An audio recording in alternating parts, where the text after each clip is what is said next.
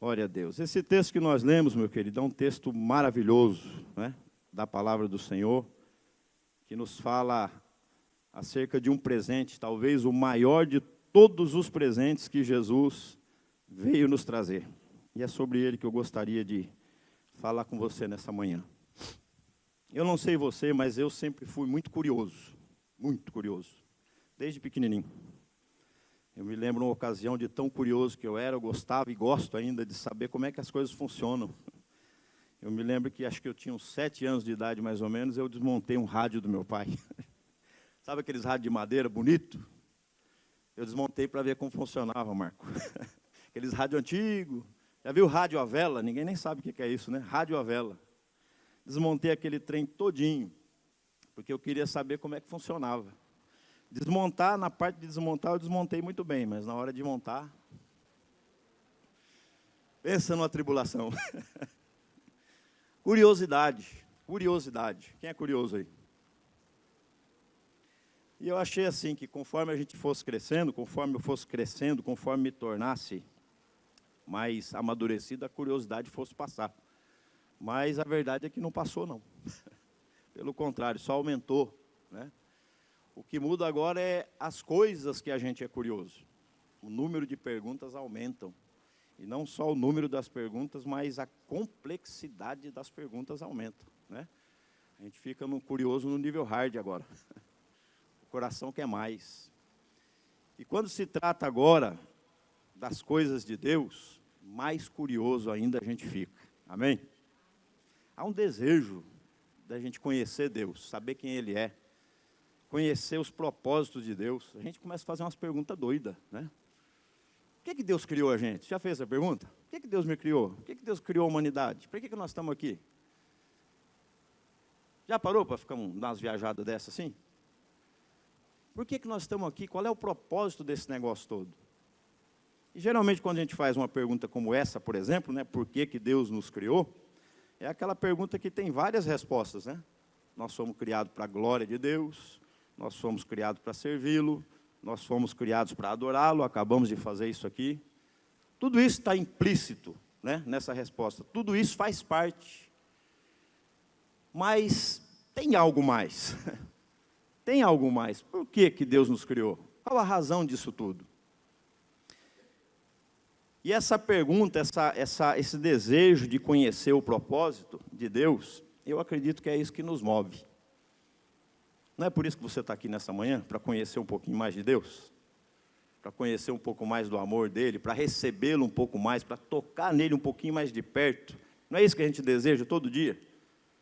A gente não está satisfeito com a porção que tem. A gente quer sempre um pouquinho mais. A nossa alma é assim. Deus, aliás, colocou isso aí dentro. Essa fome, esse desejo. E nessa ânsia, meus queridos, eu queria dividir um pouquinho com você aqui hoje desse anseio, dessa busca em descobrir o nosso propósito. Há sim um propósito mais glorioso, que a gente inclusive fala sobre ele, mas parece que a gente não se atenta a ele, né? Parece que a gente fala dele, mas fala meio desligado. Fala dele, mas fala meio sem perceber, aliás, do que está falando. Deus te criou por uma razão sublime, maravilhosa. Havia no coração de Deus um desejo, um anseio, quando Ele te criou, que vai além daquilo que a gente pode pensar ou imaginar. É exatamente como Paulo disse: as coisas que o olho não viu, que os ouvidos não ouviram, que não subiu ao coração do homem, essas são as coisas que Deus preparou para aqueles que o amam. Quem ama Deus? Tem coisa grande preparada para você. Amém? Vamos lá, veja bem. A Bíblia, ela revela o plano de Deus. Mas não é só a Bíblia que revela o plano de Deus. Paulo diz assim, que Deus ele se dá a conhecer. O que de Deus se pode conhecer, você conhece de modo claro pelas coisas que Ele criou. Está lá em Romanos, capítulo 1, verso 19 e 20. Diz assim: pois o que de Deus se pode conhecer é manifesto entre eles, porque Deus lhe manifestou. Verso 20. Pois desde a criação do mundo, os atributos invisíveis de Deus e o seu eterno poder, assim como a sua natureza divina, têm sido claramente tem sido visto claramente e sendo compreendido por meio das coisas criadas, de forma que tais homens são indesculpáveis. O que é que Paulo está dizendo? Que Deus deixou sua marca na criação. Por meio da criação, Deus se revela. Por meio da criação, Deus se apresenta. Por meio da criação, Ele mostra o seu poder. Por meio da criação, Ele mostra a sua sabedoria, a sua inteligência. Ele mostra, inclusive, o seu propósito, o seu desígnio, a razão por como as coisas funcionam, por meio da criação. Você já ouviu dizer que todo artista deixa sua marca na obra que ele fez? É possível você saber coisas sobre um determinado artista simplesmente observando a obra dele. E aqueles que são um pouquinho mais estudiosos de artes vão dizer, ó, isso aqui ele fez no momento de depressão. Olha o quadro, mostra tristeza. Isso aqui ele fez no momento de alegria. Isso aqui ele fez quando ele se casou. Traços da vida desse artista vai aparecendo ali. E Deus, ele fez algo parecido. Deus se revela por meio da sua criação. Amém? Quando a gente lê, por exemplo, o livro de Gênesis, que é onde tudo começa, é o começo de tudo, não é? E esse é um livro maravilhoso. Se você quiser entender o fim de toda a história, você precisa compreender bem o começo, sim ou não? No Gênesis estão as sementes de todo o plano e propósito de Deus. Estão lá, de forma embrionária, mas estão lá. Tudo que Deus pretende, tudo que Deus já ia fazer, está ali, um protótipo. Coisa interessante, quando Deus cria o homem, aliás, quando Deus cria o mundo todo, né? Você vai ler o capítulo 1 de Gênesis, diz que Deus cria todas as coisas. Todas as coisas. Em 6 dias Ele cria tudo. E no 6º dia Ele cria o homem e finaliza aquele dia com a seguinte resposta. Verso 31 do capítulo 1 de Gênesis. E Deus viu que tudo que havia feito havia ficado muito bom. Muito bom. Essa foi a declaração de Deus quando Ele conclui a sua obra. Olha que coisa linda. É Deus dizendo. Se você chega para mim, eu não sou pintor, mas se você chega para mim e fala, Zé, essa parede está boa, essa pintura está boa, eu vou dizer, para mim está. Não sou pintor. Chama um pintor profissional e pede para ele olhar. O olhar dele é diferente, é um profissional. O olhar dele é aquele olhar crítico. O olhar dele é aquele olhar que tem uma outra maneira de ver as coisas. Ele é um especialista, ele vai enxergar diferente de mim. Se ele, um profissional, olhar para essa parede e falar, está boa, pode ter certeza, está boa sim. Agora olha isso aqui, é Deus dizendo, ficou tudo muito bom. Deus abençoe. Ficou tudo muito bom. E se Deus está dizendo que está tudo muito bom, está bom mesmo, sim ou não? Olha o que Ele está dizendo. Ele olhou para aquilo tudo e falou, está perfeito, não tem nada para retocar. Coisa linda, muito, muito bom. O especialista dos especialistas é que está dizendo isso. Aí veja bem, quando você vira a página, quando você vai lá para o capítulo 2 de Gênesis, Deus dá uma olhada na criação dele e Ele vê. E Ele vê algo errado. Ele olha para o homem e fala, não é bom. Agora mesmo Ele falou, é tudo muito bom. Mas quando Ele olha para o homem, não é bom. Não é bom o quê? Não é bom que o homem esteja só. Uai, espera um pouco aí, está esquisito esse negócio. Como que Ele declara que a criação está toda perfeita? Que não tem nada para retocar? E agora Ele olha no meio da perfeição e diz, tem algo errado aí, tem algo faltando aí. Como assim?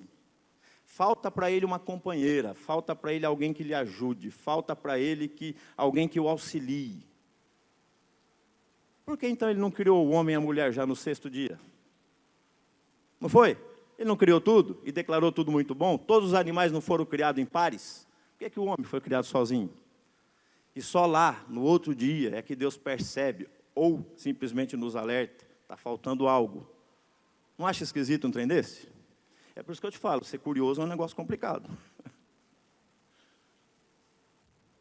Já que o artista deixa uma marca de si mesmo na criação, será que Deus não está querendo dizer algo para nós aqui acerca do coração dele? Veja, o homem estava num lugar perfeito, um homem perfeito, num lugar perfeito, tudo perfeito, e Deus diz, está faltando algo. Agora olha para cima, você vê um Deus perfeito, que vive no céu perfeito, com tudo em volta perfeito, todos os anjos perfeitos. Será que ele também não está dizendo que está faltando algo para ele lá? Uai, como é que falta alguma coisa para Deus? Será que Deus também não está dizendo, falta alguém para eu dividir a minha vida? Será que não está faltando alguém do meu lado para eu dividir com ela a eternidade? Toda essa perfeição, alguém com quem eu compartilhe? Será que isso aqui não é um anseio do coração dele? E olha como ele resolve o problema. Ele, antes de criar a mulher, ele faz o homem, faz um negócio interessante. Ele faz todos os animais passarem diante do homem, para que o homem coloque nome. Mas não é só que o homem coloque nome, tem um negócio aqui. Ele está procurando uma parceira. Ele e o homem procurando uma parceira para o homem. E aí ele faz os animais passarem. E aí o homem vai vendo casais de todas as diversidades que existe. E vai colocando o nome e, ao mesmo tempo, ele percebe que para cada animal tem um casal, tem uma parceira. Ele vê que para o leão tem a leoa, para o tigre tem a tigresa, para o gato tem a gata, para o elefante a aliá. E ele percebe que para ele não tinha ninguém. Ele percebe que para ele não havia ali uma parceira compatível. O texto diz aqui que para o homem não se achava uma parceira que lhe correspondesse. Olha que negócio interessante. E aí Deus faz algo interessante também. Antes disso, dê uma olhada lá para o céu perfeito. Deus está no céu perfeito, com seres perfeitos. E ele olha para o querubim, ele olha para o serafim, ele olha para os arcanjos, seres maravilhosos. No entanto, ele também não encontra alguém que seja semelhante a ele. Alguém que seja da mesma espécie, entende o que eu digo? Que ele. E aí Deus diz, o texto diz que Deus faz cair sobre o homem um sono pesado, algo semelhante à morte. E do lado desse homem Deus tira uma costela. E com essa costela ele forma a mulher. De modo que no dia seguinte, ou sei lá quantas horas, ele apresenta para o homem a sua criação. E quando o homem vê aquela obra maravilhosa, aquela mulher linda colocada diante dele, olha o suspiro do coração dele. Essa sim. Essa agora sim.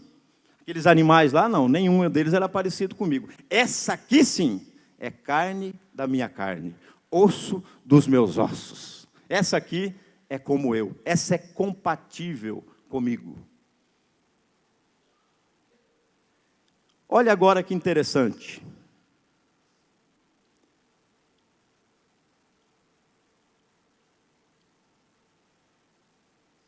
Olha que coisa interessante. Essa agora é compatível porque saiu de mim. Saiu de mim, carne da minha carne, osso dos meus ossos. Olha agora o que diz lá em João, capítulo 19, verso 33 e 34. Olha que coisa interessante. Mas quando chegaram a Jesus, percebendo que estava morto, não lhe quebraram as pernas. Em vez disso, um dos soldados perfurou o lado com uma lança, e logo saiu sangue e água. Preste atenção nisso. Lá estava o primeiro Adão, Deus abre o seu lado, e dali tira um material e faz a mulher. Aqui está o último Adão, pregado na cruz. Cai sobre ele também um sono, o sono da morte. O seu lado também é aberto. Do lado sai uma substância, sangue e água. E é com essa substância, sangue e água, substâncias eternas, que Deus está construindo a noiva do Cordeiro. Percebe o paralelo? Olha o propósito de Deus desde o início da criação. Deus queria uma esposa. Deus queria uma noiva. Deus queria alguém para dividir com Ele a sua eternidade. Deus queria alguém que fosse semelhante a Ele. No céu não tinha querubins, serafins, seres perfeitos, mas nenhum igual a Ele. Aí Ele decide criar um ser, a sua imagem e a sua semelhança. Entendeu por que você foi criado parecido com Ele? Ele está procurando alguém para dividir a eternidade com Ele. O fato de você ter nascido, diga assim, olha para essa pessoa do teu lado, porque ela não está convencida ainda. Diga para ela assim, você é fruto do amor de Deus.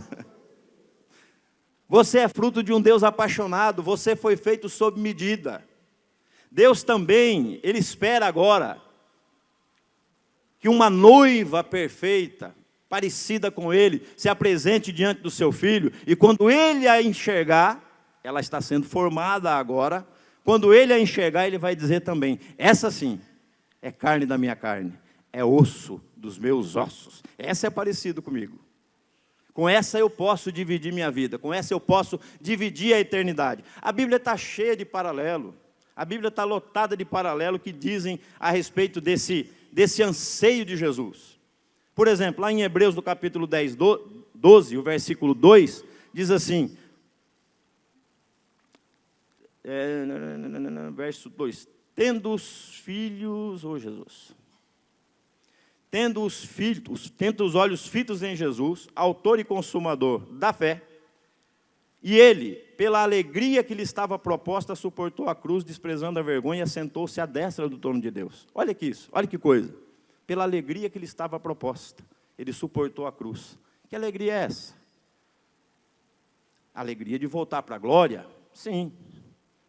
Mas perceba, ele já não estava lá antes de vir para cá? A glória é um lugar maravilhoso, sim ou não? Mas ele já não estava lá antes de vir para cá? Será que essa alegria que estava proposta para ele aqui não é um outro tipo de alegria? Será que não é aquela alegria do homem que vai receber, aquela que vai dividir com ele a sua eternidade? O noivo recebendo a noiva? O noivo vindo em resgate da sua amada, daquela com quem ele vai dividir a sua própria vida? Será que essa alegria aqui não está num outro nível? Olha que coisa interessante. Isaías capítulo 62, o versículo 5, olha o que diz aí. Assim como um jovem se casa com sua noiva, os seus filhos se casarão com você. Assim como o noivo se regozija por sua noiva, assim o seu Deus se regozija ou se alegra por você. Olha que coisa tremenda. Veja que coisa maravilhosa. Isaías capítulo 54, verso 5. Pois o seu Criador é o seu marido, o Senhor dos exércitos é o seu nome, Santo de Israel e Redentor, Ele é chamado de o Deus de toda a terra. Percebe os paralelos? E se a gente quisesse aqui, meu querido, a gente ia, meu Deus, a gente ia começar, ia ter uma série de paralelos. Mas o fato é que essa vontade de Deus está expressa em toda a Bíblia. Você foi criado com um propósito todo especial. Você é fruto do amor de Deus. É por isso que a Bíblia diz que a igreja é a menina dos olhos dele. Tocou, é a parte mais sensível. Tocou aqui, vai ter uma reação. A Bíblia começa com um casamento, lá no Jardim do Éden. A Bíblia termina com um casamento. Olha Apocalipse, verso 20.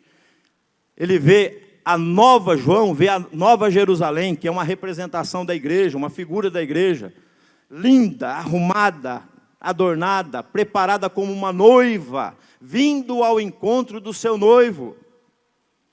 E quando aquele casamento acontece, uma voz é ouvida no céu: eis aí agora o tabernáculo de Deus com os homens, Ele habitará com eles para sempre, e Ele será o seu Deus, e eles serão o seu povo. Não é isso que acontece num casamento? A partir do momento da aliança feita, não é isso? Os dois não vão compartilhar a vida eternamente juntos? Percebe, meu querido, o propósito grandioso de Deus? É de preparar a humanidade para se unir a Ele numa união sem fim.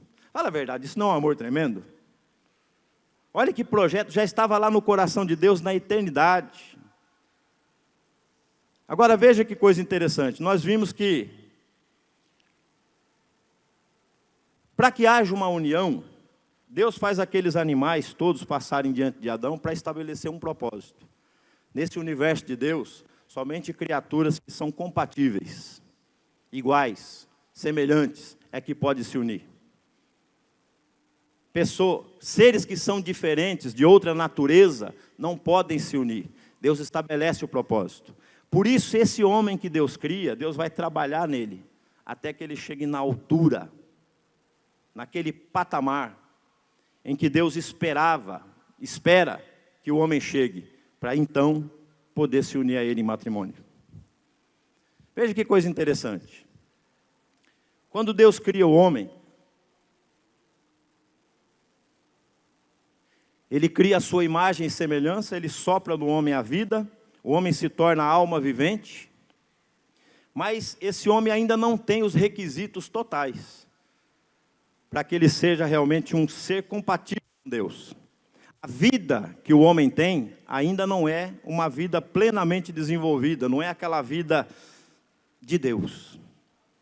O homem recebe uma vida perfeita, o homem não tem pecado, o homem tem aquele... Quando você lê a descrição dos teólogos a respeito desse homem, diz que ele é inocente, tanto é que essa dispensação é conhecida como a dispensação da inocência. Ele é inocente, ele não tem pecado, ele é um ser puro, mas observe, mesmo assim, essa vida que ele tem não é compatível com a vida de Deus. Por que não? Porque na primeira tentativa do diabo contra a vida deles, o homem cai. E aliás, caiu bem fácil, bem rápido. Bastou uma conversinha fiada e toda aquela inocência, apesar da inocência, encontrou lugar de pecado no coração do homem e o homem caiu. Ela vem com aquela fruta diante do seu marido e diz, ó, comi e não aconteceu nada, come aí também. E o homem come, simplesmente assim. Observe uma coisa, apesar da pureza, apesar da inocência, essa vida era uma vida ainda que não era compatível com a vida de Deus. Por quê? Deus é santo, amém? Nós não acabamos de cantar aqui há pouco? Deus é santo, e quando a Bíblia diz que Deus é santo em plenitude. Sabe o que a Bíblia está dizendo? Que Deus não pode ser tentado pelo mal. O diabo veio com uma conversinha fiada, derrubou o homem da sua posição de inocência. Deus não pode ser tentado com uma conversinha fiada. Não existe como você chegar em Deus e o coração dele se amolecer, ser tentado, ser inclinado para o mal. Deus é santo em plenitude, entende isso? E esse homem, apesar da sua inocência, não tem ainda o nível de vida que Deus espera que ele tenha para que ele se torne uma parceira ideal, compatível com ele. Não dá para Deus se unir. Imagine você, vamos olhar uma figura nossa aqui, né? Não dá para Deus se unir com uma pessoa, se casar com uma pessoa que amanhã ou depois pode flertar com o pecado. Quem se casaria com uma esposa que amanhã depois pode flertar com outro homem? Deus não pode se casar com uma parceira, ter uma união com uma parceira, uma noiva, que amanhã depois um chavecozinho do diabo vai derrubá-lo. Esse período do jardim era um período de namoro, digamos assim, já que nós estamos usando a figura do casamento. Havia um namoro, havia um compromisso, mas não houve ainda uma escolha. Ou seja, o namorado descia todo dia, 6 horas da tarde, para vir conversar com a namorada. E era isso que Deus fazia na viração do dia. Ele abria o seu coração, ele expunha a sua vontade, ele simplesmente manifestou os seus planos. Era como um pedido de casamento. Faltava ela dizer o sim ou não. Diante dela foi colocada essas duas opções. A árvore da vida é o sim. A árvore do conhecimento do bem e do mal era o não. O que a moça disse? A noivinha disse? O que ela disse? Mas ela não era pura, inocente, sem pecado. Percebe a figura? É aquela menina que namora com um cara bacana, gente boa, que tem tudo para oferecer para ela, do bom e do melhor, que vai dar para ela uma vida de princesa. Ela é virgem, ela é pura, ela é santa, imaculada. Mas aí aparece um bad boy, entendeu? Aparece um bad boy e aqui na orelhinha dela, ela é pura, ela é inocente, mas percebe que o chaveco do bad boy provocou alguma coisa no coração dela? E aí o que ela faz? Ela vira as costas para o noivo, que poderia tratá-la como princesa, e vai viver com o bad boy. Que tipo de vida ela vai ter? Que tipo de vida o diabo vem oferecendo à humanidade? A humanidade virou as costas para Deus, disse: não, não quero casar contigo. Se ela tivesse optado pela árvore da vida, sabe o que teria acontecido? Naquela árvore estava a própria vida de Deus. Essa vida teria entrado nela e transformado ela de uma tal forma que ela se elevaria ao nível que Deus espera da sua noiva. Pura como Deus é puro, santa como Deus é santa, perfeição como Deus é perfeito, a vida do tipo de Deus. Mas ela escolhe o caminho oposto. E quando ela escolhe o caminho oposto, houve uma mudança também. Aquela árvore que ela resolveu aceitar, que ela resolveu participar, provocou uma mudança também na humanidade. A humanidade caiu. Aquilo que era pureza, santidade, se tornou incorrupção. A humanidade pecou e se afastou de Deus, e uma natureza pecaminosa tomou conta de nós. A partir daí agora não tem mais freio. O ser humano, observe, não preciso te dizer nada. O ser humano vem cometendo as maiores atrocidades a partir daí, por causa dessa natureza que entrou. Tudo porque a humanidade disse não lá atrás. Observe o propósito de Deus, era que ela dissesse o sim, e ao dizer sim, porque Deus ele não ia forçar, Deus não quer um casamento forçado, Ele sabe que o amor não pode ser forçado, o amor é algo que você tem que dar, você não pode forçar ninguém a te amar, você não pode forçar ninguém a casar com você, você não pode forçar ninguém a viver com você, dividir a vida com você. Essa pessoa tem que escolher, tem que dizer sim, eu quero envelhecer do teu lado. O homem tinha que dizer isso, e não disse. Aquilo era uma opção, ela precisava ter a opção diante dela, e ela fez a escolha errada. Mas, você acha que Deus desistiu? Ele não desistiu, meu querido. Deus não desiste de nós. Amém? A partir daquele momento, houve algo tremendo. O caminho para a árvore da vida foi fechado. A oportunidade era aquela. Como o homem não quis, o caminho para a árvore da vida foi fechado. Olha o que diz aí em Gênesis capítulo 3, verso 21 e 24. O Senhor Deus fez roupas de pele, e com elas vestiu Adão e sua mulher. Então disse o Senhor Deus: agora o homem se tornou como um de nós, conhecendo o bem e o mal. Não se deve, pois, preste atenção, não se deve, pois, permitir que ele também tome do fruto da árvore da vida e coma, e viva para sempre. Por isso o Senhor Deus mandou embora do jardim do Éden, para cultivar o solo de onde foi tirado. Depois de expulsar o homem, Deus colocou a leste do jardim do Éden querubins, e uma espada flamejante que se movia guardando o caminho da árvore da vida. Ou seja, o homem nunca tocou na árvore da vida lá no jardim do Éden. Se tivesse tocado, a vida de Deus teria entrado nele. Se tivesse entrado nele, jamais ele flertaria com o pecado. Ele teria condição de dizer não para o diabo, não para o pecado, não para a tentação. Teria sabedoria, teria inteligência, teria força em si mesmo para resistir ao pecado, porque a vida de Deus estaria nele. O caminho se fechou. Esse caminho que dava acesso à vida de Deus se fechou, até que Cristo veio. Amém? Isso durou até Jesus. Jesus é a nova oportunidade da humanidade. Jesus é a árvore da vida colocada de novo diante de nós. Jesus é a oportunidade que eu e você temos de dizer para Deus agora: eu me arrependo de ter dito não, e agora eu digo sim, eu quero sim viver contigo para sempre. É a chance de retribuir o amor de Deus, é a chance de falar: eu errei, escolhi errado, me perdoa, não queria ter feito isso. Menininha boba, inocente, sabia de nada, não sabia do que eu fiz, me deixei levar. Quantos casos a gente vê disso? Todos os dias, todos os dias, todos os dias.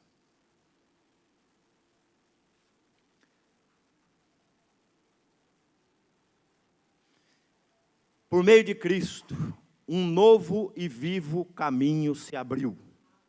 Aquele foi fechado, mas por meio de Cristo, um novo e vivo caminho. O autor aos Hebreus vai dizer que ele abriu um novo caminho através da sua carne, através do seu sacrifício, através do seu corpo. Um novo e vivo caminho se abriu. O véu se rasgou, o véu da carne de Jesus. Como assim o véu da carne? Jesus é a própria vida de Deus. Amém? Jesus é a própria vida de Deus. Quando esse caminho, quando a carne de Jesus é aberta, a vida de Deus está lá dentro dele. Quando a carne é aberta, a vida de Deus se expõe novamente para a raça humana. É um novo e vivo caminho. Ir a Jesus é ir de encontro a essa vida. Ir a Jesus é ir de encontro a Deus. Ir a Jesus é ir de encontro de novo a essa árvore que pode proporcionar a vida, que vai me transformar, que vai me modificar, que vai me santificar e me tornar uma noiva compatível com Ele. Jesus é esse presente para a humanidade novamente. É a árvore da vida colocada diante de nós de novo. O texto que nós lemos aqui a princípio, João 10:10. Eu vim para que tenham vida, e tenham em abundância. Eu vim para que tenham vida, e a tenham em abundância. E aqui eu preciso te dizer um negócio. As línguas, você sabe que quando você vai ler a Bíblia, você tem que ter uma coisa em mente. Ao contrário do que o povo diz por aí, Jesus não é brasileiro. Jesus é israelita, amém? Você tem que ter em mente uma coisa. A Bíblia foi dada a um povo que não é o nosso. A Bíblia foi dada a uma cultura que não é a nossa. E a língua desse povo também não é português. A Bíblia foi escrita em hebraico, em grego e partes em aramaico. E as línguas em particular, elas têm riquezas. Existem coisas nos originais que para nós aqui na língua portuguesa foi um tanto simplificado. Palavras que, por exemplo, lá na língua original existem variações, mas aqui no português é uma palavra só, que engloba várias coisas. Por exemplo, amor, você já ouviu falar muitas vezes nesse púlpito. Amor é uma palavra que, para nós aqui, a gente usa amor para falar de um tanto de coisa, né? Amo minha esposa, amo meus filhos, amo meus amigos, amo minha igreja, mas também amo meu cachorro, também amo pizza. Não amo tanto assim, não. Hã? Não é verdade? E quando você vai ver no original, você vai ver que existem palavras para você identificar essas coisas.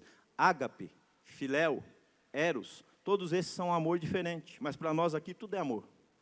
A mesma coisa acontece com essa palavra, vida.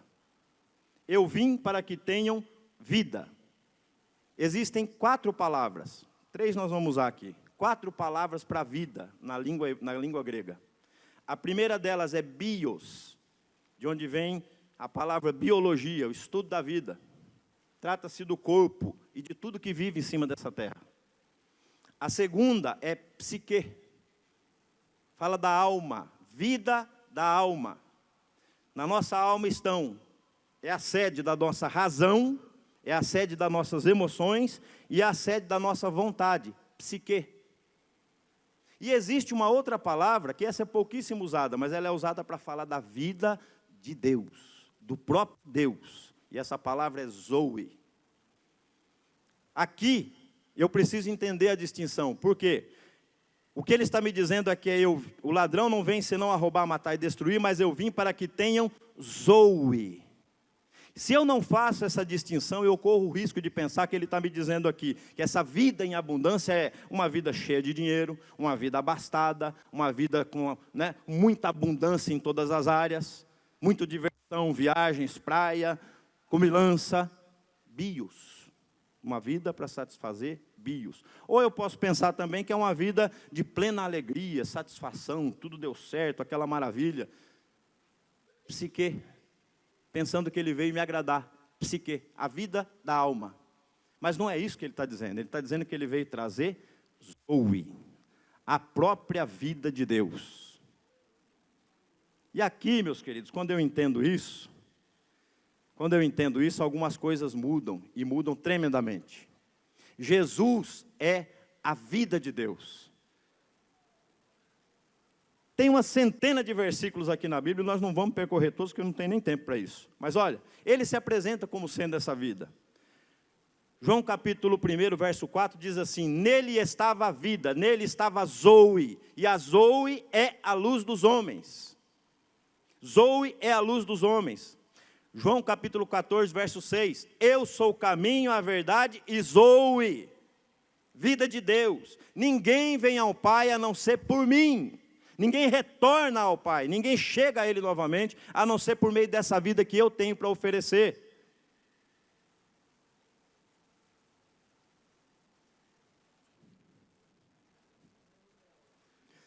Disse Jesus, eu sou a ressurreição e a vida, eu sou a ressurreição e Zoe. João capítulo 11, verso 25. Aquele que crê em mim, ainda que esteja morto, viverá. Sabe por que ele diz isso? Zoe não morre. Zoe não morre. É impossível matar Zoe, é impossível matar Deus. Se o homem lá no Éden tivesse a vida de Deus, aquela sentença que Deus falou para ele não valeria. No dia que você comer, certamente morrerá. Por quê? Porque Zoe não morre. Por que ele disse, no dia que você comer, certamente morrerá? Porque a vida dele era uma vida de baixo, uma vida inferior. Ainda não era a vida elevada. Mas quando o homem come dessa árvore, aí ele não morre mais. Foi por isso que ele foi expulso do jardim. Nós acabamos de ler. Para que ele não tome do fruto da árvore da vida e viva para sempre. Já pensou um pecador vivo para sempre? Pensa aí, Hitler vivo até hoje. Lembra de outros trastes da humanidade aí, vivo até hoje, não morre de jeito nenhum. Lázaro, não o Lázaro da Bíblia aqui, o Lázaro lá do Goiás. Vivo até hoje, dando trabalho para a polícia. Está entendendo, irmão? Porque sabedoria de Deus, Deus expulsou o homem do jardim porque Ele o ama, sabedoria de Deus. A morte é necessária, pelo tem ruim. E tem uma série de versículos onde Jesus se apresenta como a vida, né? Jesus é a própria vida de Deus, Jesus é essa vida que emana do próprio Deus, Ele se apresenta como sendo a versão moderna, no tempo dele lá, da árvore da vida. Quando assim? Ele fala assim, olha, eu sou o pão da vida, quem de mim se alimenta, por mim viverá. Aquele que come a minha carne, que bebe o meu sangue, tem vida, tem zoe em si mesmo, jamais morrerá. Era o que teria acontecido se o homem tivesse participado lá. Quando ele falou isso, as pessoas se escandalizaram nele, mas ele está dizendo, não, calma. Eu só estou dizendo que tudo que estava disponível lá no jardim, na árvore da vida, está disponível agora, comigo aqui. Amém? Quem se alimenta de mim vai ter essa vida em si mesmo. Assim como o Pai tem a vida, também concedeu ao Filho ter vida em si mesmo. E Ele dá a quem quer. Essa vida é Cristo. E a Bíblia nos afirma que todo aquele que crê em Jesus tem a vida eterna, tem Zoe. Quem aqui crê em Jesus? Então o Zoe voltou para dentro do teu espírito. Isso quer dizer que a vida de Deus começou uma obra em você. Lembra que eu falei que Deus estava trabalhando para edificar a sua noiva? Isso quer dizer que desde aquele dia algo vem acontecendo aí dentro. Deus vem trabalhando na tua alma, Deus vem trabalhando em você para transformar você, para elevar você ao nível de uma varoa idônea, sem mancha, sem ruga, sem mácula, que vai poder se apresentar diante dele com vestes resplandecentes e subir ao altar com Cristo por toda a eternidade. Isso é possível somente por causa da vida de Deus. Lembra? Seres que são diferentes de um outro tipo de vida. Deus está aqui, o ser humano está aqui. Deus não desceu daqui para se rebaixar, se igualar ao nível do homem. Ao contrário, Deus está aqui, Ele vem aqui, eleva o homem até Ele, para que o homem alcance o patamar divino. Amém? Isso é um presente, meu querido. Isso é prova do amor de Deus, isso é uma prova de que Ele te amou tanto que nem o pecado, nem o diabo, nem toda a tragédia da humanidade é capaz de apagar o amor dEle. Ele vem te buscar de volta e levar para casa, para colocar no altar diante dEle de novo. Zoe é capaz de fazer isso. Ele instalou dentro de nós essa vida. Nós estamos falando esse mês a respeito dos frutos do Espírito. A salvação é um negócio tremendo. No dia que você aceitou Jesus, que Ele entrou na tua vida, essa vida entrou. Ela está no teu espírito. Jesus habita aí, amém? Você é templo do Espírito Santo. Você tem essa vida em você. Mas a Bíblia é interessante porque ela fala da salvação em etapas. No Espírito você foi salvo quando creu. Amém? Você já tem a salvação. Mas com respeito à alma, à psique, a vida da alma, a Bíblia diz que a gente vai sendo salvo. Vai sendo salvo. É um processo diário. A Bíblia chama esse processo de santificação. É um processo que vai durar daqui até Jesus voltar, até que você esteja pronto. Ou ele vem ao nosso encontro, ou nós vamos ao encontro dele. Uma das duas. E no corpo? No corpo nós seremos salvos. Quando? Na glorificação, no arrebatamento. Ou transformado porque já morreu, ou arrebatado, transformado ainda vivo. É isso que Paulo diz. Mas agora é o processo da transformação. Nós estamos falando do fruto do Espírito. O que é o fruto? O que é um fruto? Fruto é a prova física, material, física, do tipo de vida que existe em um determinado ser. Quando eu pego uma maçã na minha mão, aquela maçã é uma prova de que dentro daquela árvore tem a vida de uma macieira. Como é que você sabe? Aqui, o fruto. Quando você olha para alguém e enxerga bondade, mansidão, paciência, domínio próprio, amor, esses frutos são para mim a prova física de que Deus mora ali. O fruto é a prova.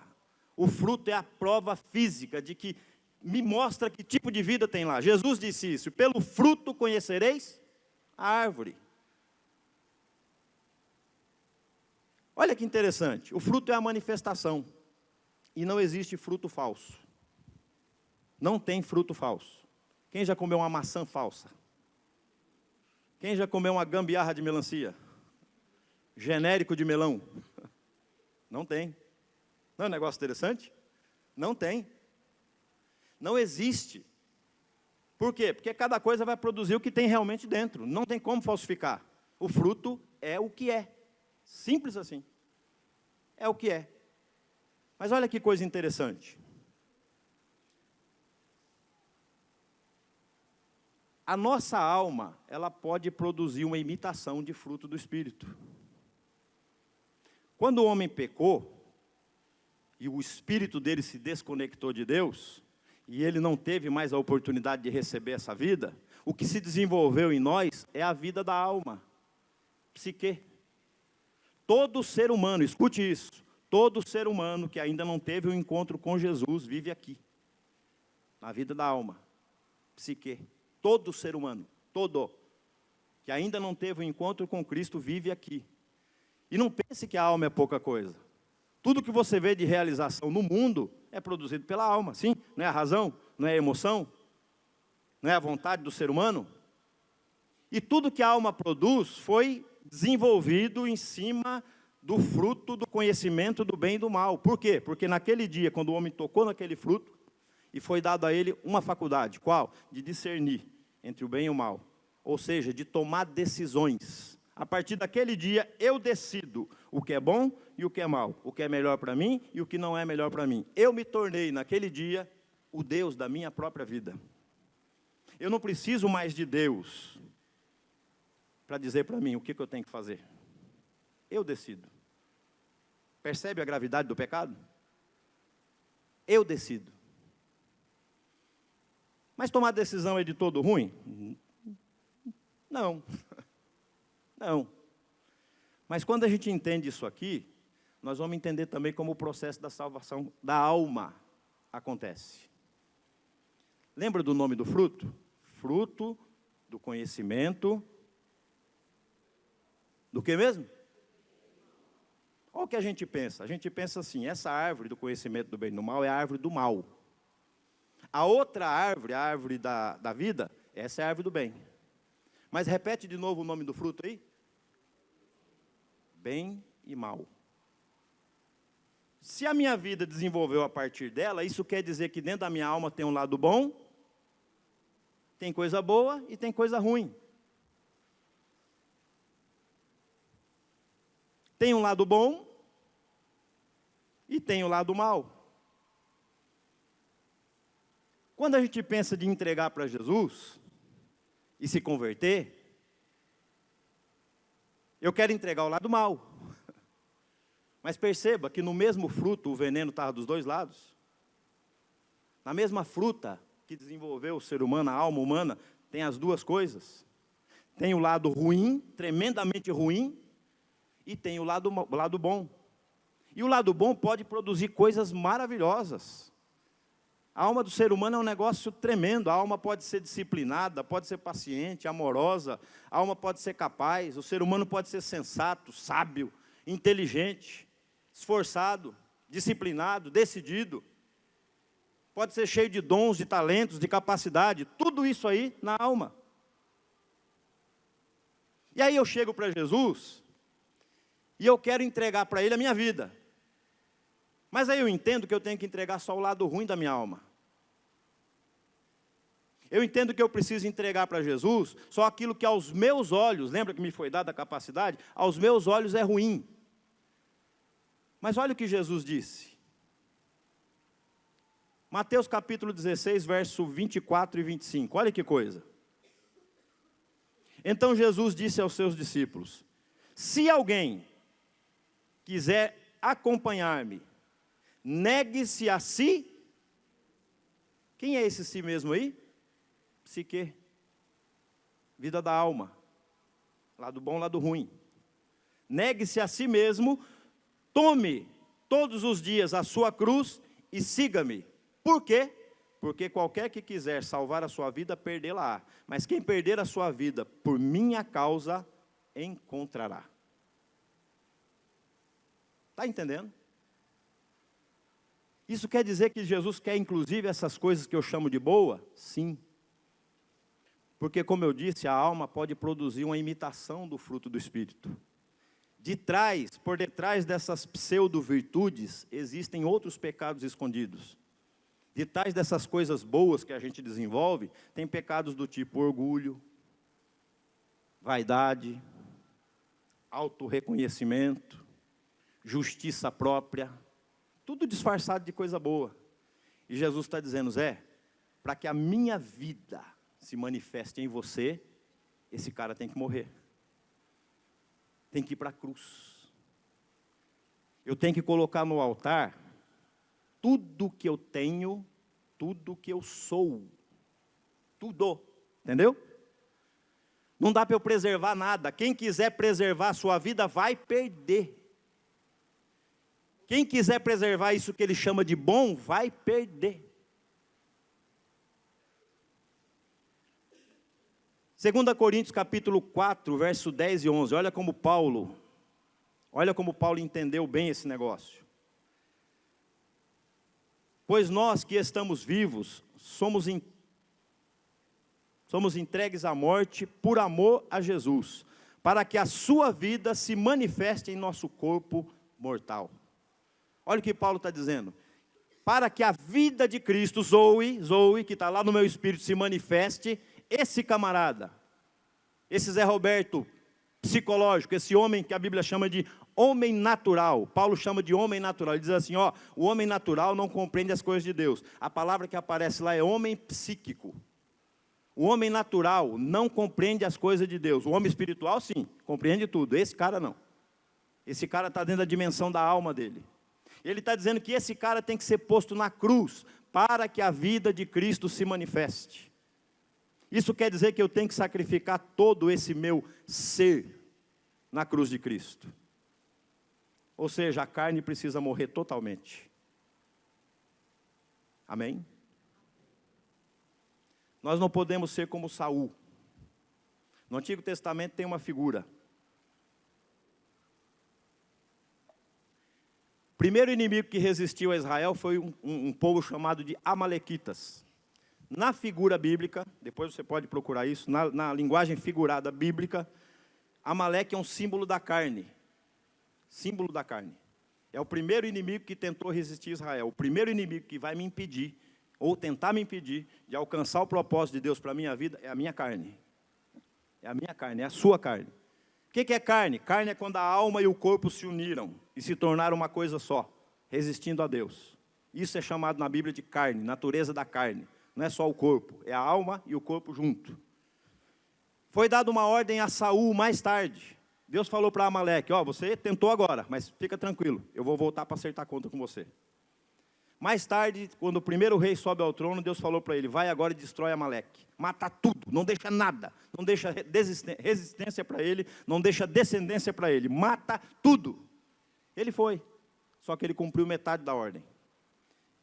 Ele devastou as terras dos amalequitas, porém ele trouxe o rei vivo e preservou o melhor dos cordeiros, das ovelhas, dos bois. Ou seja, aquilo que ele achou bom, ele resolveu preservar. Quando Samuel chega, depois você pode ler isso aí, eu não vou ler porque é bastante coisa. 1 Samuel capítulo 15, para quem está anotando, versículo 14 até o 24, está essa história lá. Quando Samuel chegou, perguntou para Saul, e aí, deu certo? Cumpriu a missão que Deus te deu? Cumpri. Cumpri mesmo? Cumpri.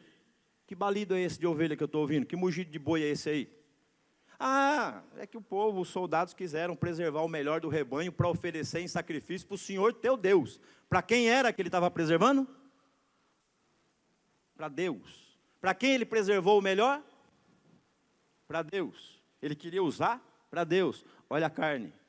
A gente quer preservar o que a gente chama de melhor para Deus. Essa é a desculpa.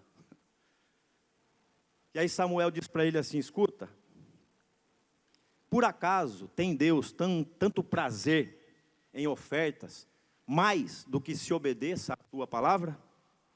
Melhor é obedecer do que o... E aí vem a sentença, por causa disso Deus te rejeitou como rei. Preste atenção nessa figura, olha o que ele está dizendo, se eu me recusar a entregar a carne toda, com o que é bom e com o que é ruim, ele está me dizendo que eu vou ser impedido de reinar. Quem entendeu? Eu serei impedido de reinar com Cristo se eu recusar a entregar toda a minha carne, todo esse velho homem. Ou eu permito que essa vida de Deus que começou a fazer o processo dentro de mim conclua, e eu pare de ficar resistindo ao Espírito Santo, me auto-justificando, ou eu vou perder isso que eu estou chamando de vida, essa coisa boa. Percebe? Olha como a gente é. Eu tenho aqui um copo. Aqui deve ter o quê? Uns 300 ml de água. Imagine que eu jogue aqui dentro uma gotinha. Meia gota, vai, meia gota de cianeto. Veja, eu tenho 300 ml de água pura, límpida, cristalina, fresquinha, geladinha. Olha que delícia. E eu jogo meia gota de cianeto. Quem bebe? Quem bebe? Cianeto é um veneno tão terrível que não é só a água que se perde. O próprio copo tem que ser jogado fora. O vasilhame tem que ser jogado fora. O pecado é algo tão devastador, pior do que cianeto. Porque ele pode matar a minha vida aqui. E ele pode matar a minha vida de novo lá. Provando a segunda morte. Percebe? Ele está dizendo, todo esse fruto que você comeu, desenvolveu dentro de você esse lado bom, lado ruim. Quer me seguir, Zé? Se crucifique todo dia. Me entregue isso aí que você chama de bom. Teus dons, teus talentos, tua capacidade. Por quê? Porque detrás dessas coisas sempre vem um quesinho do pecado. Por que você faz o que faz? Por que você é bom? É bom porque é bom mesmo ou está esperando alguma coisinha, um reconhecimento, um abraço, muito bem, um beijinho, alguma coisa do tipo, um tapinha nas costas? Sempre tem alguma coisa atrás desses frutos que nós produzimos pela alma. Mas Ele não quer produzir fruto da alma em nós, Ele quer produzir o fruto do Espírito. Amém? Ele quer produzir o fruto do Espírito e para isso a alma tem que sair de cena. O velho homem tem que sair de cena. O único jeito da vida de Deus fluir em mim é se o velho homem sair de cena. Esse homem caído, esse homem pecador, se esconde aí atrás de alguma coisa bacana, de alguma coisa boa, mas no fundo ele é ruim. Tem sempre segundas intenções. É aquele Zé Roberto meio, não sei, eu vou fazer uma coisa boa aqui, mas por que você vai fazer coisa boa? Qual a sua intenção? A única maneira que nós temos de servir a Deus produzindo o fruto do Espírito legitimamente é se a vida de Deus tomar o lugar da minha. E duas coisas não podem tomar o lugar, que ao mesmo tempo, ocupar o mesmo lugar, ao mesmo tempo. Um sai para que o outro entre. Se aqui tiver a vida do Zé Roberto, a vida de Deus não pode fluir. Se aqui tiver o Zé Roberto produzindo o fruto dele, o fruto do Espírito não vai poder fluir. Eu tenho que abrir mão. Está doendo, não está? Mas é assim mesmo, meu querido. O nome disso é Evangelho. O O evangelho é bênção, é prosperidade, o evangelho é cura, o evangelho é presença de Deus, mas uma coisa também é evangelho: cruz todos os dias, crucificação todos os dias, morte diária, isso também é evangelho. Amém? Tome tua cruz uma vez por semana, a cada domingo. Tome sua cruz uma vez por ano. Tome sua cruz todos os dias. Por que ele fala isso? Agora preste atenção como que Deus trabalha. Deus, ele mexe na nossa alma. Quando Deus olha para mim, ele sabe quem eu sou. Não tem como eu esconder nada de Deus. Sabe quem não sabe o que tem de ruim aqui dentro? Eu. E aí Deus tem uma maneira interessante de me informar as coisas que eu tenho aqui dentro ruim, que precisam ser entregas. Ele solta umas lutas atrás de mim. As lutas, as provações, as dificuldades, elas têm o poder de fazer subir o que está no fundo da alma. Como é que você se sente quando as lutas vêm? O problema vem, a dificuldade vem. O que sobe no teu coração? Você vai perceber a amargura. Você vai perceber que o murmurador acorda. Você vai perceber que aquele camarada azedo que morava aí dentro, estava escondidinho, de repente ele aparece. O desanimado. Você vai perceber que o murmurador, o falador, algumas coisas terríveis brotam aí de dentro. Sabe quem está aí? É a alma. Nessa hora que a alma é agitada, essas coisas sobem. E aí eu tenho as seguintes opções: eu posso pegar tudo isso que apareceu e colocar diante de Deus e dizer: Deus, está aqui, ó, esse murmurador, eu não quero esse cara dentro de mim mais, crucifica ele. Está aqui esse iracundo, está aqui esse cara insatisfeito, está aqui esse blasfemo, está aqui esse invejoso, está aqui esse mentiroso. Crucifica esse camarada, porque eu não quero ele aqui dentro de mim. Eu quero que minha alma seja limpa. Eu quero que a tua vida apareça em mim. E aí eu me humilho perante ele. Eu me derramo perante ele. Até que ele faça uma obra de purificação aqui. E aí quanto menos de mim, mais dele. Quanto mais eu diminuo, mais ele cresce. Quanto mais dessa carne morre, mais da presença dele, da zoe de Deus que já está no meu espírito, vai aparecendo na minha carne, vai aparecendo do lado de fora. Esse é o processo. Quer ver outra coisa que mostra o que tem dentro de você? O que acontece no teu coração quando alguém te ofende? Eita! Preste atenção na tua reação, ela vai dizer exatamente o que tem aí dentro. Quando alguém te ofende, geralmente vem aquele bicho, né? Alguém te fecha no trânsito, o bração para fora. O que sai da tua boca nessa hora? Quando alguém pisa no teu pé, pisa no teu calo, quando alguém cutuca naquele ponto dolorido, o que aparece? Aparece um negócio estranho, né? Você achava que nem estava aí mais. Feio. Palavras de maldição. Tomara que morra. Você vai ver só o que vai te acontecer. Aí, se eu sou esse humilde que sabe, tem consciência da cruz, eu vou dizer: Deus, tem misericórdia. O Senhor viu? Tira esse assassino aqui de dentro de mim. Eu desejei que o cara morresse. Meu Deus, eu não quero esse cara dentro de mim. Eu amaldiçoei a vida dele. Meu Deus, eu não quero esse amaldiçoador dentro de mim. Tira de mim, meu Deus. Eu reconheço que sou eu. Porém, se eu não reconheço, vai passar um pouquinho, depois que aquela situação passou, a gente geralmente se acalma. Você tem um atrito com a esposa? Quase não tem, né? Porque é santa demais. Você tem um atrito, passa 2, 3 dias, aquilo estabiliza de novo, se acalma e daqui a pouco está tudo bem, estamos conversando tranquilamente de novo. Mas sabe o que aconteceu? Eu não resolvi o problema, aquilo decantou, está lá ainda. Deus, como é bom e misericordioso e me ama, sabe o que Ele vai fazer? Vai criar uma outra situação, com uma outra pessoa, e de novo aquelas coisas vão subir, só para ficar provado que a culpa não era dela, era minha. E aí, se de novo eu não resolvo, se de novo eu deixo passar, vai acontecer mais uma, mais duas, porque Deus é misericordioso, Ele vai tentar várias vezes. Só que se eu resistir a tratar com isso, sabe o que vai acontecer? Aquilo vai decantar e vai acontecer um processo chamado calcificação. Aquilo não sobe mais, aquilo se torna parte de quem você é. Aquilo vai ser marca tua. A partir daquele dia você será daquele jeito. Quando alguém te vê, olha lá, o iracundo está vindo ali, ó. Olha lá, o fuxiqueiro está vindo ali, ó.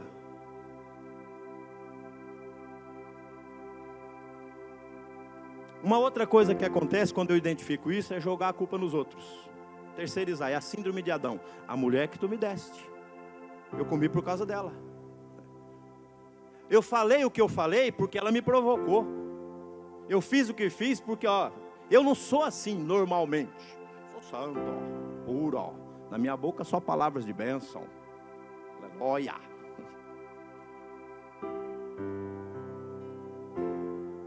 Deixa eu te contar um segredo. Nada pode sair do nosso coração sem que já não esteja aí. A boca fala do que há. Quando eu entendo isso aqui e percebo que aquele louvor não é só um louvor, é uma verdade bíblica. Se tu olhares para dentro de mim, nada encontrará de bom, é verdade. Paulo diz isso, na minha carne, em mim, isto é, na minha carne não habita bem nenhum. E quando eu enxergo essa pessoa ruim, essa alma pervertida e contaminada, eu preciso mortificá-la. Para quê? Para que a vida de Deus flua em mim. Eu não posso resistir a Deus. Eu tenho que entregar o que Ele está me pedindo. Eu preciso colocar esse Adão na cruz. Do contrário, eu não vou ver essa manifestação. E aí o que acontece? Eu vou perder coisas aqui. Por quê? Porque Deus tem coisas melhores para mim aqui também, sim ou não? Deus tem níveis de unção, Deus tem níveis da presença dEle, Deus tem níveis ministeriais, Deus tem níveis espirituais, Deus tem coisas maravilhosas a fazer aqui. Mas como eu estacionei, Ele não me deixa subir para o degrau de cima. Mas eu ainda corro um risco pior ainda. A noiva que Ele vem buscar, ela é pura, ela é imaculada, ela é resplandecente, nela não tem ruga, nela não tem mancha, nela não tem mácula. E quando eu vou caminhando dessa maneira, permitindo que essas coisas manchem as minhas vestes, eu estou me auto-excluindo do casamento que vai haver naquele dia. Quem está entendendo? Isso aqui é mais sério do que a gente pensa. Aquele que quiser preservar a sua vida, vai perdê-la. Para com esse negócio de eu sou assim, é meu gênio. Para com isso. Eu não consigo mudar, eu não consigo alterar a minha vida. Para de ser esse crente Gabriela. Eu nasci assim, eu fui sempre assim, eu sou assim, vou morrer assim. Para com esse negócio. A vida de Deus está em você agora e uma nova criatura se formou aí, segundo a Bíblia. Aquele que está em Cristo, nova criatura é, nova criação. Tem uma outra natureza aí que pode transformar você. Você não precisa continuar assim. Tudo que você precisa é abrir o coração perante Deus e falar: Senhor, está vendo aqui, ó? Meu Deus, tem misericórdia. Tanto as coisas ruins quanto as coisas boas. Pensa num cara que tinha tudo para se exaltar. Apóstolo Paulo, mestre, sábio, inteligente, entendido, 3 cidadania, camarada formado, um homem de Deus. Ele mesmo deu testemunho a respeito dele e disse: ó, fariseu de fariseu, irrepreensível segundo a lei, estudei aos pés de Gamaliel, formação, diplomata. Pensa num camarada que podia bater no peito e falar: eu tenho alguma coisa para oferecer. Aí ele mesmo, quando ele entende isso aqui, ele que citou essas palavras que nós lemos aqui há pouquinho, quando ele entendeu isso, ele falou: você quer saber de uma? Agora que eu estou vendo a vida de Cristo, agora que eu estou contemplando a sublimidade de Cristo, eu considero tudo isso como esterco. Por causa da sublimidade de Cristo, eu considero tudo isso aqui, que eu chamo de bom, que poderia ser privilégio, eu considero como esterco. Vem cá, eu preciso descer a detalhes e te explicar o que é esterco. Hã? Você entendeu? Era o que ele considerava, achava das coisas boas que ele tinha. Nós precisamos entregar a nossa vida para Jesus, meus queridos, amém? Entregar esse Adão para ser crucificado todo dia, entender realmente que dentro de nós não tem coisa boa. Não importa se você chegou hoje, ou se você já está há 70 anos dentro da igreja, tem coisa ainda para ser purificado da nossa alma, tem coisa que nós precisamos entregar, se é que nós queremos ver essa vida de Deus manifesta em nós, amém? Agora olha que interessante, finalizando aqui. Em João, no capítulo 15, João capítulo 15 está uma analogia maravilhosa, uma alegoria. Olha aí, João capítulo 15, verso 1. Eu sou a videira verdadeira, o meu pai é agricultor. Todo ramo que está em mim não dá fruto, ele corta. E todo aquele que dá fruto, ele poda, para que dê mais fruto ainda. Vocês já estão limpos pela palavra que vos tenho falado. Permanecei em mim e eu permanecerei em vocês. Olha agora, nenhum ramo pode dar fruto por si mesmo, se não permanecer na videira. Vocês também não podem dar fruto, se não permanecerem em mim. Eu sou a videira. Lembra da árvore do jardim do Éden? Lembra? Olha aqui. Eu sou a videira, a árvore da vida. Vocês são os ramos. Se alguém permanecer em mim e eu nele, esse dá muito fruto. Pois sem mim nada podeis fazer, não podeis fazer coisa alguma. Se alguém não permanece em mim, será como o ramo, e será jogado fora, e secará. Tais ramos são apanhados e lançados no fogo. Se vocês permanecerem em mim, e as minhas palavras permanecerem em vocês, pedireis tudo o que quiserem, e vos será feito. Qual é a palavra-chave nesse texto? Permanência. Leia depois e conte. Em 7 versículos, 11 vezes essa palavra aparece. Permanência, permanência, conexão, conexão, dependência. Lembra o que a árvore do conhecimento do bem e do mal fez? Olha que loucura. A árvore do conhecimento do bem e do mal, ela cortou o galho da videira e falou: vai, vive por conta própria, dá fruto sozinho, seja independente de Deus. Jesus está dizendo: não dá, não dá, sem mim vocês não podem fazer nada. O fruto, o ramo, só pode dar fruto conectado a mim. Você é louco de se cortar de mim? Você quer dar fruto? Como? Não tem como.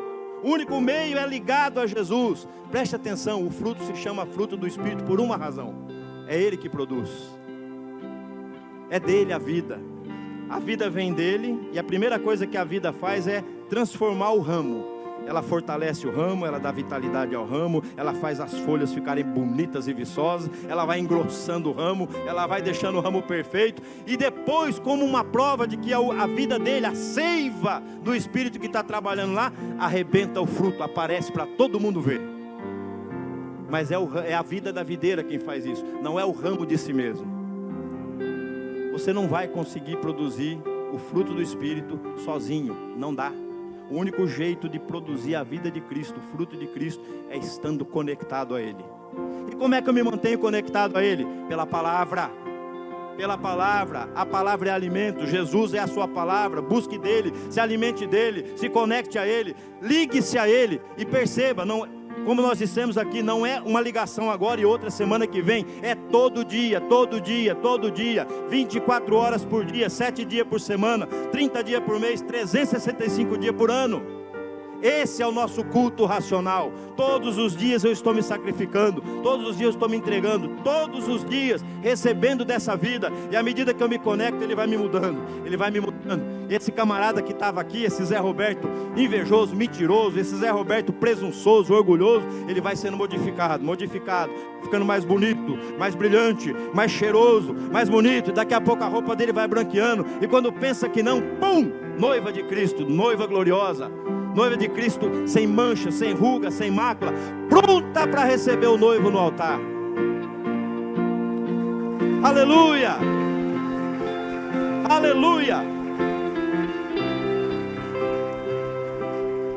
Não dá para produzir a mudança necessária, lembra? Para se casar precisa ser um ser semelhante a Ele. É por isso que Ele nos concedeu a sua própria vida. A vida dele é um presente que vai me elevar à categoria de um ser semelhante ao próprio Deus. Meu Deus, isso é uma revelação tremenda, meu querido. Olha o que Deus fez conosco, pecadores, pequenos, medíocres. Olha o que Ele nos deu.